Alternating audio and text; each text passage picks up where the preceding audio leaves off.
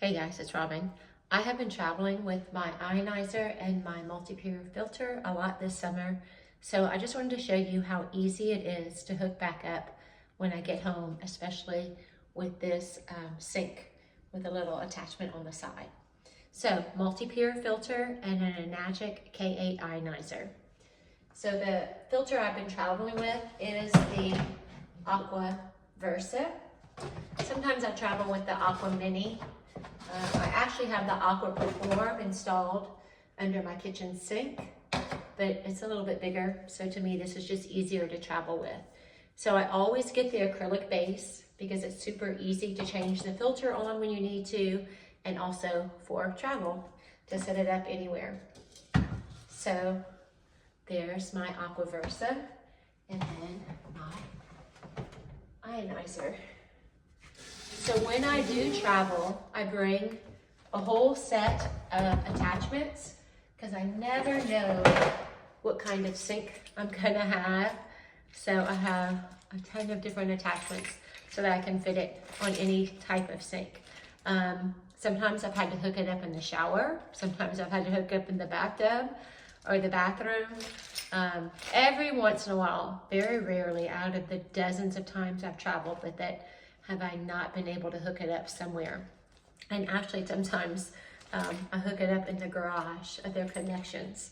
So I've done a lot of different creative things to get my Ionizer and my filter porter when I travel. And then every once in a while, I forget the power cord. So when we went to Costa Rica last time, I forgot the power cord. So we actually used the power cord off of their TV. Thank goodness that fit. This was actually the attachment that worked on the last place we were in Texas. So I'm going to plug it in and then show you how easy it is to hook up.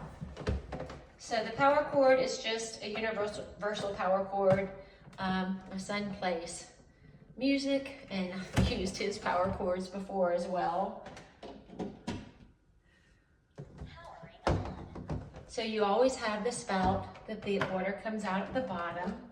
So you make sure that is in the sink for the discharge, and then your hose where it comes out of the top. So then on the Multipure, you have an inlet and an outlet. So the inlet attaches to your water source, okay? So this is what I hook to the sink, the inlet, no matter where I travel. So for my sink, for my purposes, which I love so much about this sink, is it goes right, let me show you, on the side here. So I have one spout that controls, or lever that controls this side, and one that just controls my normal water. So I can run both water at the same time. So it has its little attachment that goes on the end of the hose, and then it fits very snugly into the side, and then I tighten it up. Let's see. But it helps if you don't put it on backwards. So very snugly into the side, and then tighten it up. So that is the inlet. So the water is going to go into my Multipure filter first, and then on the outlet, I'm going to hook that up to my Ionizer. So on the outlet, it is hooked to the bottom of the Ionizer, right there, see it? And then it's gonna go into the Multipure. That's why when you get the Multipure and you get the acrylic base, you always wanna get the John Guest adapter kits as well. So that's what allows you to hook the hoses up to the Multipure. So then it hooks right on the side. And again, you want to get it nice and snug so your water's not coming out everywhere. Okay, so I have this one coming into the inlet from my water source, right? And then I have the outlet, so the water's coming out of the Ionizer, out of the filter into my Ionizer, and then coming out here. So I am going to turn it on, and it's probably going to go through a cleaning because I haven't used it for a couple days. Actually, oh, it's saying install the electrolysis enhancer. So whenever I travel, I always take out the electrolysis enhancer because you don't want that to spill in there. So even though I'm not laying my machine down or anything, I do take it out when I travel. So I need to put that back in. And it was reminding me because I have strong acidic water pressed for some reason, which I don't want. So I'm gonna go back to 9.5 and it's gonna say cleaning. So every 15 gallons of use, I think is what it is, the K8 will perform a self-clean.